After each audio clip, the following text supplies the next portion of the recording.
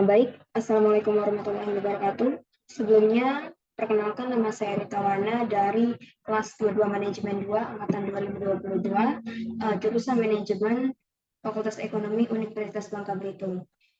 Pertama-tama saya ingin mengucapkan terima kasih kepada Ibu Indah Novianti SEMM selaku dosen pengampu, dan pada kali ini saya akan mempresentasikan materi tentang analisis strategis pengkajian lingkungan di mata kuliah manajemen strategik. Baik, untuk analisis strategis pengkajian lingkungan, yang dimana lingkungan sendiri terbagi menjadi dua, yaitu lingkungan eksternal dan internal. Baiklah, mungkin langsung saja teman-teman, saya akan menjelaskan tentang materinya. Yang pertama adalah lingkungan eksternal. Analisis lingkungan eksternal bertujuan untuk mengetahui ancaman dan peluang. Ancaman adalah suatu kondisi dalam lingkungan umum yang menghambat usaha-usaha perusahaan untuk mencapai daya saing strategis. Lingkungan eksternal melibatkan penilaian terhadap faktor-faktor di luar perusahaan yang dapat mempengaruhi kesuksesan bisnis.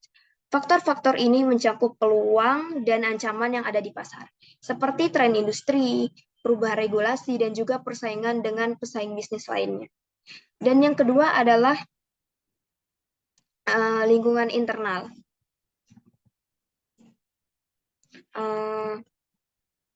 Baik, mungkin ini slide dapat kita lihat terhadap materi lingkungan eksternal dan internal. Lingkungan internal yang kedua, lingkungan internal mencakup berbagai elemen yang terkait langsung dengan operasional perusahaan, seperti struktur organisasi, karyawan, keuangan, dan teknologi yang digunakan. Analisis lingkungan internal melibatkan penilaian terhadap aspek-aspek internal perusahaan, termasuk sumber daya, struktur organisasi, budaya perusahaan, dan kemampuan manajemen. Selain itu, ada juga pada materi ini terdapat competitive advantage atau keunggulan bersaing. Competitive advantage atau keunggulan bersaing adalah kemampuan atau kapabilitas yang dimiliki oleh suatu bisnis atau usaha dalam mendapatkan laba yang lebih tinggi dibandingkan pesaing yang didapatkan melalui karakteristik dan sumber daya dengan kinerja yang lebih baik. Suatu perusahaan bisa dikatakan memiliki competitive advantage apabila dapat menghasilkan dan mempertahankan profit lebih banyak dari pesaingnya.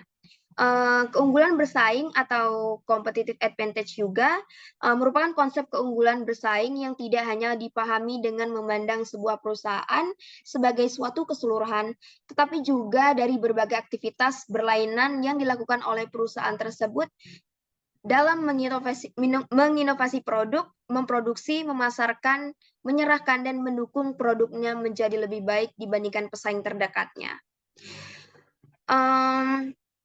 Selanjutnya adalah analisis lingkungan industri, atau yang bisa kita kenal dengan 5 kekuatan Porter, atau yang bisa kita kenal dengan Porter 5 Force, atau 5 kekuatan Porter. Dalam suatu metode yang digunakan untuk melakukan identifikasi dan analisa, kekuatan kompetitif di dalam suatu industri yang mampu membantu menentukan kelemahan dan kekuatan dari industri tersebut. Yang pertama adalah pesaing industri. Yang pertama adalah pesaing industri. Faktor ini mempertimbangkan jumlah pesaing di pasar dan seberapa kuatnya mereka. Ini juga membandingkan kualitas produk dan layanan masing-masing pesaing. Selanjutnya adalah persaingan tinggi ketika suatu industri memiliki banyak perusahaan dengan ukuran yang kuat dengan kekuatan yang sama. Pelanggan dapat berpindah dari suatu perusahaan ke perusahaan lainnya dengan sedikit biaya. Oleh karena itu, di pasar yang kompetitif, bisnis lebih cenderung meluncurkan kampanye iklan seperti yang kita lihat biasanya dan pemasaran yang agresif dan menurunkan harga mereka untuk menarik pelanggan atau memberikan diskon sebesar-besarnya kepada mereka. Pesaing dalam suatu industri rendah jika beberapa perusahaan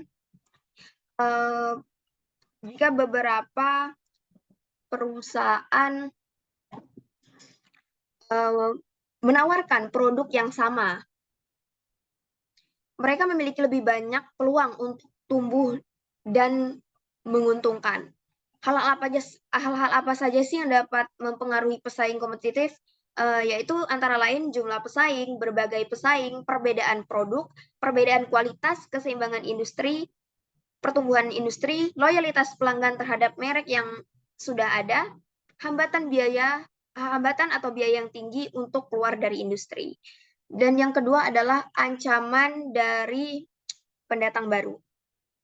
Faktor ini mempertimbangkan seberapa mudah pesaing dapat memasuki pasar.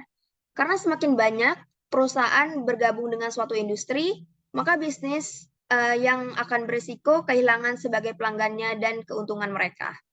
Ancaman pendatang baru lebih tinggi jika perusahaan dapat memasuki pasar dengan mudah dan dengan biaya rendah, atau jika ide atau teknologi perusahaan Anda tidak dipatenkan atau dilindungi.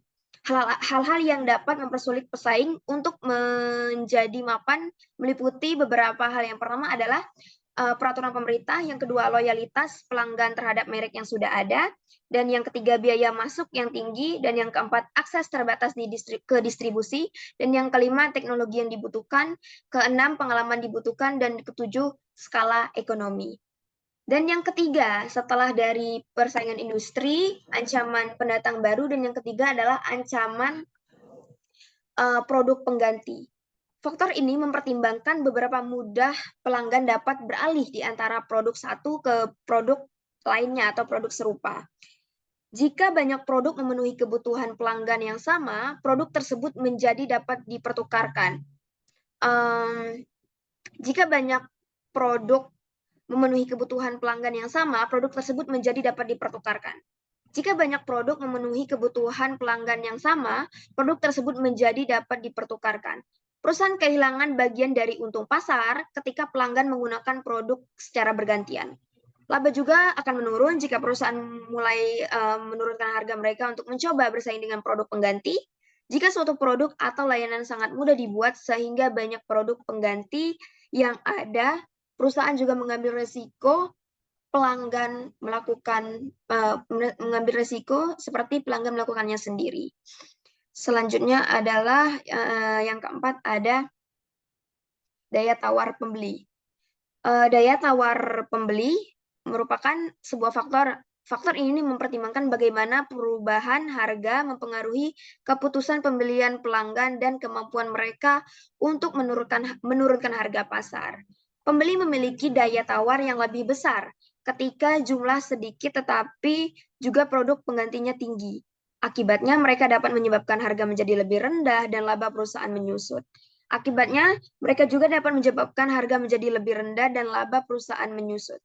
Pembeli memiliki daya tawar yang lebih rendah ketika mereka membeli dalam jumlah kecil dan memiliki sedikit pilihan produk alternatif.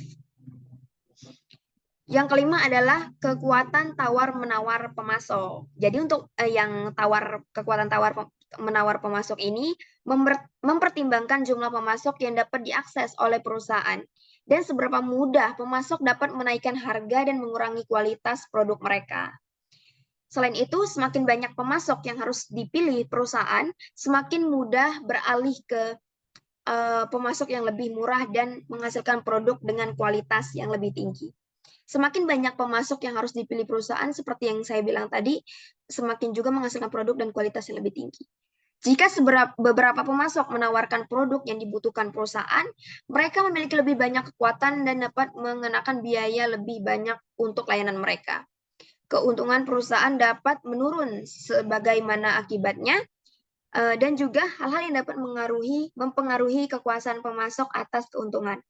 Yang pertama adalah jumlah pemasok, ukuran pemasok, kemampuan perusahaan untuk menemukan pemasok pengganti, keunikan produk pemasok, kualitas produk pemasok, kekuatan saluran distribusi pemasok, volume produk yang dibutuhkan, biaya beralih pemasok, pentingnya industri bagi bisnis pemasok. Selanjutnya adalah analisis pesaing metode SWOT. Sebelum kita ke materi, kita harus mengenal dulu apa sih arti dari SWOT atau SWOT. SWOT adalah atau merupakan teknik yang digunakan untuk mengidentifikasi kekuatan atau kelemahan, peluang, dan ancaman untuk bisnis atau bahkan proyek tertentu. Meskipun paling banyak digunakan oleh organisasi dari bisnis kecil dan nirlaba, sehingga perusahaan besar, analisis SWOT juga dapat digunakan untuk tujuan pribadi. Apa sih kepanjangan dari SWOT? Yaitu yang terdiri dari S, W, O, dan T. S adalah strength, yaitu dapat diartikan sebagai kekuatan. Dari sini kita dapat melihat seberapa jauh faktor yang menjadi kekuatan dalam bisnis atau proyek yang sedang kita kerjakan. Contohnya yang pertama, konsep gaya kekinian dan mengikuti tren. Dan yang kedua, harga produk terjangkau dan toko yang nyaman. Dan yang ketiga, memiliki laman dan forum pribadi dengan kontak delivery order. Dan yang keempat adalah kualitas layanan pelanggan yang baik. Dan yang kedua adalah way atau weakness. Komponen dalam analisa SWOT ini, weakness merupakan atau dapat diartikan sebagai kelemahan. Dari sini kita bisa melihat seberapa jauh faktor yang menjadi kelemahan dalam bisnis atau proyek yang sedang kita kerjakan. Contohnya adalah produk atau layanan dengan kualitas yang kurang baik, atau proses produksi yang lambat atau tidak efisien, tidak sesuai dengan waktu. Dan juga lokasi yang kurang strategis atau sulit terjangkau oleh pelanggan. Dan yang ketiga adalah O, atau opportunities, yaitu dapat diartikan sebagai peluang. Dari sini kita dapat melihat seberapa jauh faktor yang menjadi peluang dalam bisnis atau proyek yang sedang kita kerjakan. Contohnya, permintaan yang meningkatkan untuk produk atau layanan yang berkaitan dengan keberlanjutan, dan juga perubahan sosial atau tren gaya yang mendukung peningkatan penjualan. Contohnya tadi, permintaan adopsi tren konsumen yang baru dan meningkatkan kesadaran merek, perubahan sosial atau tren gaya hidup yang mendukung peningkatan penjualan. Dan yang terakhir adalah T atau threats. Threats adalah atau bisa kita artikan sebagai ancaman. Dari sini kita dapat melihat seberapa jauh faktor yang menjadi ancaman dalam bisnis atau proyek yang sedang kita jalankan. Contohnya pesaing yang kuat dan agresif, kompetitor meluncur iklan baru, kompetitor yang memiliki produk serupa. Selanjutnya adalah analisis, ini dapat kita lihat tadi arti dari SWOT tadi. Selanjutnya adalah analisis rantai nilai. Analisis rantai nilai merupakan gambaran atau cara untuk melihat suatu perusahaan sebagai rantai aktivitas yang mengubah input menjadi output yang mempunyai suatu nilai bagi pelanggan. Nilai bagi pelanggan sendiri terdiri dari 3 sumber dasar, yaitu aktivitas yang membedakan produk, aktivitas yang menurunkan biaya produk, dan aktivitas yang dapat segera memenuhi kebutuhan pelanggan. Melalui gambar kegiatan rantai di bawah ini, bisa kita lihat teman-teman yang ada di bawah atau yang ada di atas. Melalui gambar ini, rantai nilai tersebut dapat dijelaskan bahwa terdapat 2 aktivitas, yaitu yang pertama aktivitas utama dan yang kedua aktivitas pendukung. Aktivitas utama adalah aktivitas perusahaan yang melibatkan pembentukan fisik, produk, pemasaran, dan pengantar kepada pembeli, serta layanan purna jual. Aktivitas tersebut terbilang sangatlah penting dalam proses berjalannya sebuah perusahaan. Jadi rantai nilai utama ini melalui beberapa proses. Yang pertama adalah pengadaan logistik atau barang masuk. Jadi pengadaan logistik dalam perusahaan atau barang masuk ini adalah aktivitas ini berkaitan dengan perolehan bahan bakar, energi, bahan baku, suku cadang, barang dagang, dan pelengkapan lainnya dari pemasok, penerimaan, penyimpanan, dan distribusi input dari pemasok, inspeksi dan manajemen persediaan. Setelah barang masuk, kita menuju ke operasi. Operasi adalah aktivitas ini berkaitan dengan konversi input yang menjadi bentuk suatu produk akhir produksi, perakitan pengemasan, pemeliharaan peralatan, operasi fasilitas penjamin mutu, perlindungan lingkungan, dan juga setelah itu kita beralih ke pengadaan logistik perusahaan atau barang jadi. Barang jadi merupakan aktivitas distribusi fisik atau produk pembelian atau penyimpanan barang jadi pemrosesan pesanan, pengepakan pesanan, pengiriman, operasi kendaraan pengiriman, dan setelah itu kita menuju ke pemasaran dan penjualan.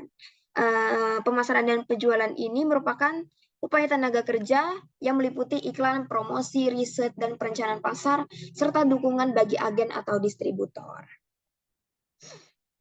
Setelah itu berakhir di pelayanan. Seperti yang kita ketahui, pelayanan adalah aktivitas yang berkaitan dengan penyediaan bantuan bagi pembeli, seperti instalasi pengiriman suku cadang, pemeliharaan dan perbaikan, bantuan teknis, dan juga penanganan terhadap pernyataan dan keluhan pembeli. Setelah pelayanan itu kita di rantai nilai, analisis rantai nilai ini juga ada aktivitas pendukung. Setelah aktivitas utama juga ada aktivitas pendukung, teman-teman. Yang pertama adalah infrastruktur perusahaan. Aktivitas ini memberi dukungan ke seluruh rantai nilai, misalnya yang berhubungan dengan bagian umum, akuntansi, keuangan, hukum, dan masalah peraturan perusahaan, dan keselamatan, keamanan, hingga sistem informasi dan manajemen, dan juga fungsi-fungsi overhead lainnya. Setelah dari rantai nilai pendukung itu, kita menuju ke manajemen sumber daya manusia. Seperti yang kita ketahui, aktivitas SDM ini berkaitan dengan perekrutan, pelatihan, pengembangan, dan kompensasi dari seluruh jenis karyawan. Aktivitas hubungan dengan karyawan, pengembangan keahlian yang berbasis knowledge atau pengetahuan. Dan yang ketiga, kita menuju ke pengembangan teknologi. Aktivitas ini berkaitan dengan perbaikan terhadap skill atau keahlian, prosedur atau teknologi yang diletakkan dalam proses-proses yang dimaksud untuk meningkatkan barang, layanan, dan proses. Dan yang terakhir adalah pembelian atau penggandaan barang. Aktivitas ini berkaitan dengan bagian yang menjalankan fungsi pembelian atau penggandaan input seperti bahan baku, pemasok, serta alat pendukung seperti mesin, peralatan, dan gedung kepada perusahaan. Intinya termasuk dengan aset, teman-teman. Baik, mungkin itu saja yang dapat saya sampaikan. Lebih dan kurang saya mohon maaf. Saya Ritawana, pamit undur diri. Selamat siang. Wassalamualaikum warahmatullahi wabarakatuh dan sampai jumpa. Terima kasih.